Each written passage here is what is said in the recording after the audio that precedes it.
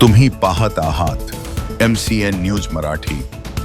अकोला शहरातील तारफेल परिसरात रेल्वेच्या जमिनीवरील अतिक्रमण हटवण्याची कारवाई आज दिवसभर चर्चेचा विषय ठरली आहे। सकाळी प्रशासनाच्या सूचनेनंतर मोठ्या प्रमाणात अतिक्रमण हटवण्याची मोहीम सुरू करण्यात आली असून कारवाई दरम्यान अनेक कुटुंबे आपले घरगुती साहित्य बाहेर काढताना दिसली, तर पोलिसांनी प्रशासकीय यंत्रणा संपूर्ण वेळ घटनास्थळी तैनात होती। अकोला शहरातील प्रभाग क्रमांक 7 अंतर्गत येणाऱ्या तारफेल परिसरात रेल्वे प्रशासनाने अतिक्रमण हटवण्याची मोहीम राबवली। सकाळपासूनच प्रभावित नागरिकांनी आपल्या घरांमधील आणि दुकानांमधील साहित्य सुरक्षित ठिकाणी हलवण्यास सुरुवात केली। त्यानंतर प्रशासनाच्या देखरेखीखाली अतिक्रमण हटवण्याची प्रक्रिया पुढे सुरू ठेवण्यात आली। कारवाई दरम्यान कायदा व सुव्यवस्था अबाधित राखण्यासाठी कडेकोट पोलीस बंदोबस्त ठेवण्यात आला होता। दरम्यान स्थानिक नागरिकांनी पुनर्वसन आणि पर्यायी निवास व्यवस्थेची मागणी प्रशासनाकडे केली आहे, तर दुसरीकडे रेल्वे प्रशासनाकडून ही कारवाई नियमानुसार आणि कायदेशीर प्रक्रियेचा भाग म्हणून करण्यात येत असल्याचे सांगण्यात आले आहे।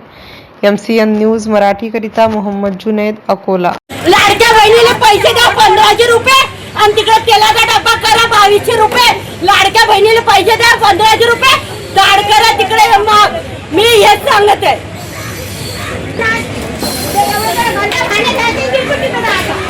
बिलकुल टाटा भांडे जायचं, बिलकुल कलेक्टर ऑफिसला जायचं, एकाच्यानी तर राहायचं नाही।